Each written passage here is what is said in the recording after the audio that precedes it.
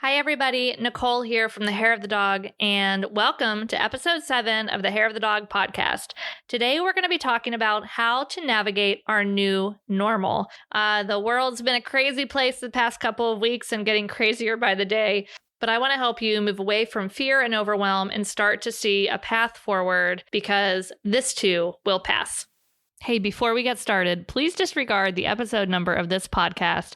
I had these recorded before the world went crazy, and I wanted to make sure that we got these episodes to you in the proper order. So episode 6 is episode 7, episode 7 is episode 6. Just go ahead and listen and enjoy.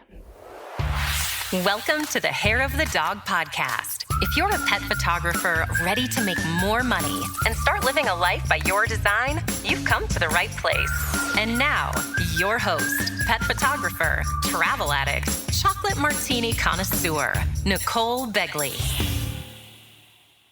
Hey everyone, Nicole here. Today is, March 19th that I'm recording this, and a lot's been going on for the past couple weeks around the world, and I just wanted to do this podcast episode to maybe help you start to reframe a little bit of what's been happening. So for me personally, the past week has been kind of insane. I found myself feeling totally unfocused, completely unproductive, and really just kind of lost and unsure of what comes next. I usually don't watch much news. I check in every once in a while, but for the past week, I've been glued to the television for better or for worse, usually for worse.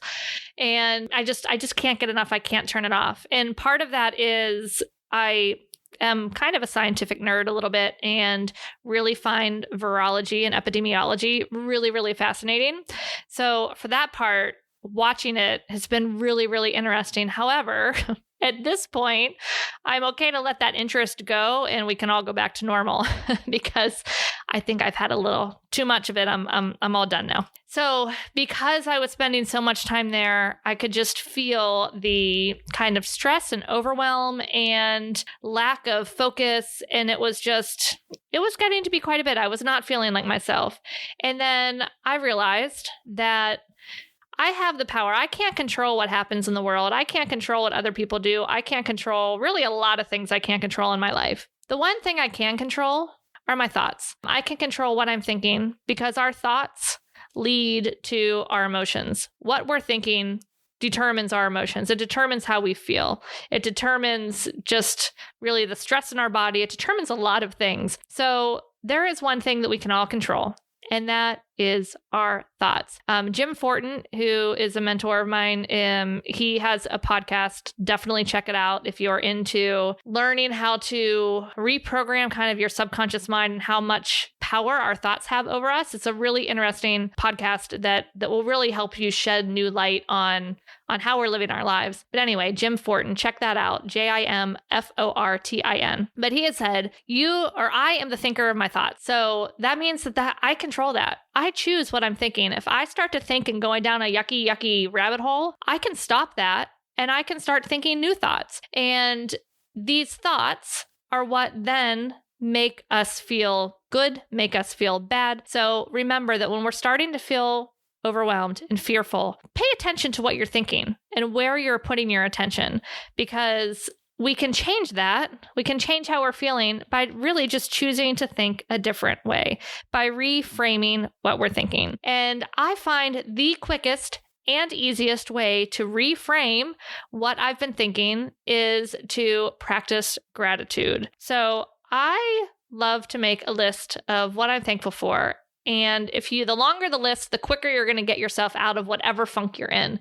So if you're feeling particularly icky, maybe you want to write down like 35 or 40 things. If you're just want to kind of maintain, I'm feeling pretty good, then just go ahead and write down 2 or 3.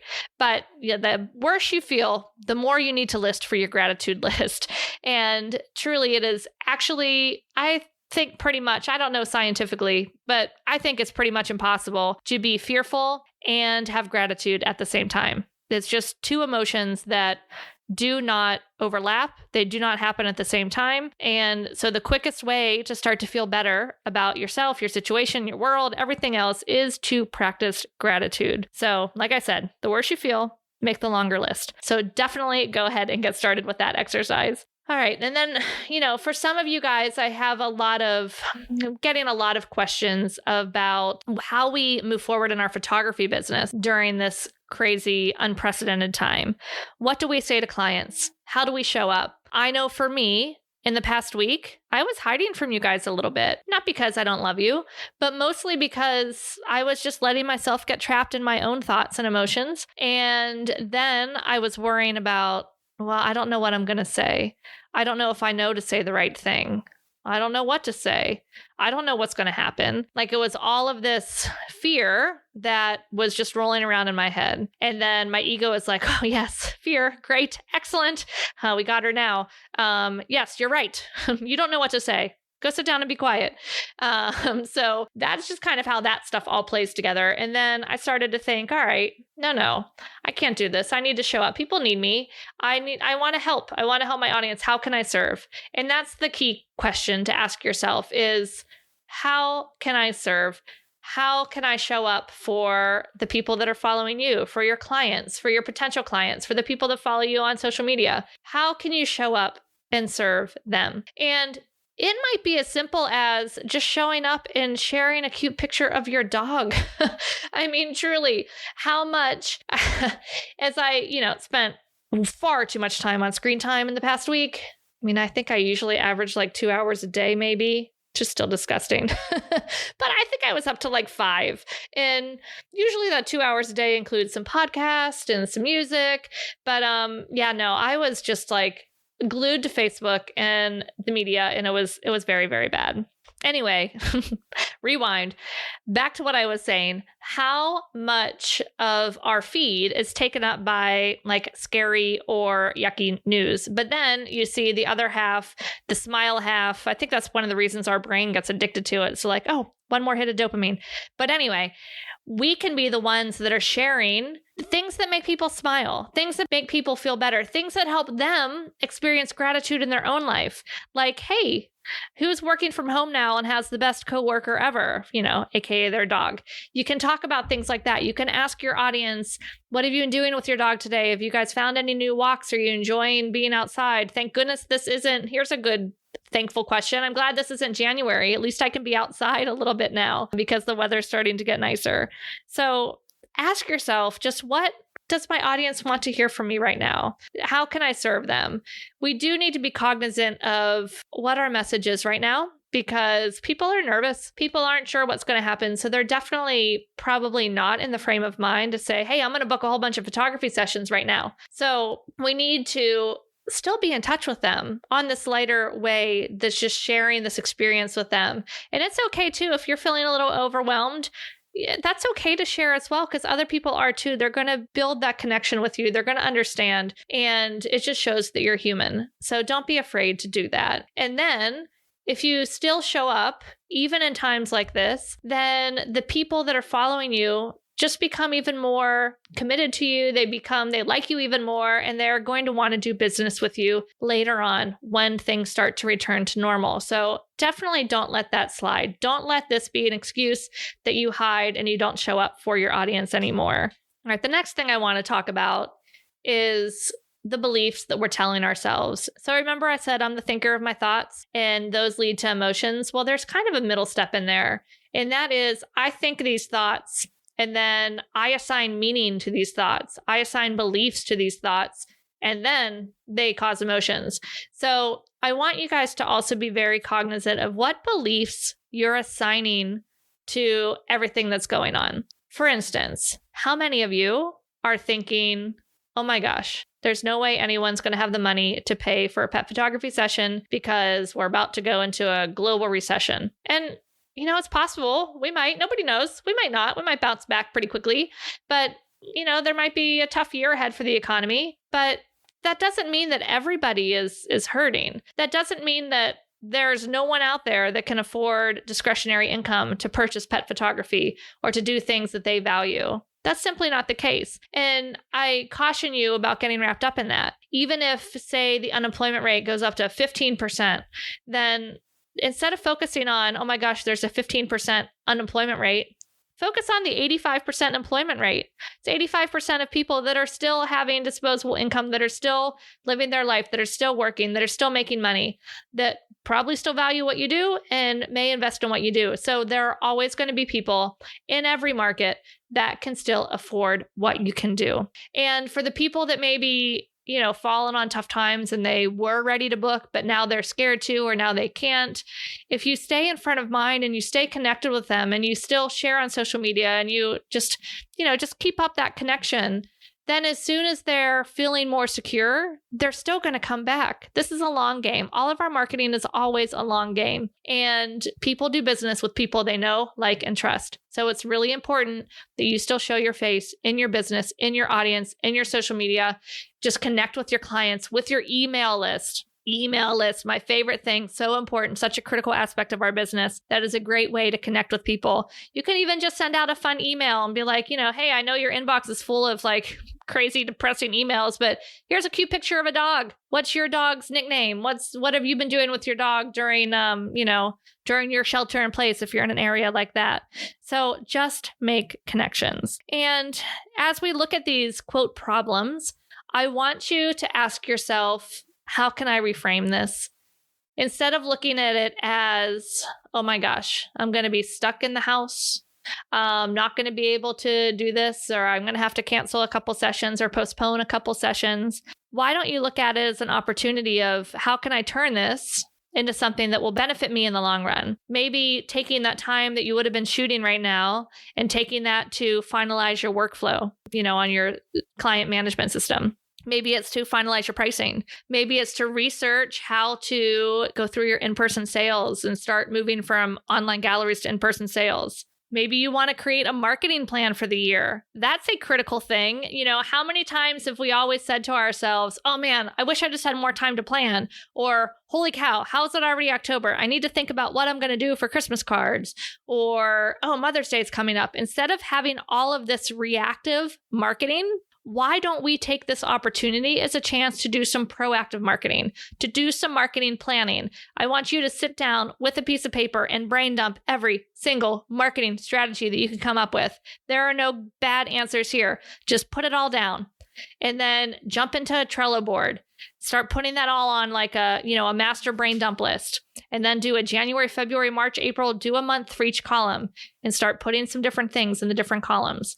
Start to figure out, hey, what can I do for like a Christmas card thing? Write down some different ways. You can put a whole bunch of different strategies on there. And then maybe, you can pick and choose different ones that you want to try as you get closer. You can flesh out all of these different marketing strategies. You can start to think about what businesses can I market with? What kind of marketing activities can I do with other businesses? Now is a great time to reach out to other pet businesses too. They might also be a little bit slower, and it might be a good time to say, hey, I'm another local pet business. I would love to talk with you. Maybe we can find a way to work together to help both of our businesses start to recover after this. You can do contests with them. You can do, just so many different things, special offers for their clients and special offers for your clients, for their clients, just so many things. And really just talking to them, you'll start to figure out how you can help them, especially if you approach it from, hey, how can I help you? Maybe they need some new marketing images, and then you do that, and then they'll let you, have a display, or maybe they need new artwork in their business. So even if they're not going to pay for it right now, you start that conversation and you can find different things to do. What about rescues? Can you get in touch with rescues and say, hey, I would love to create some special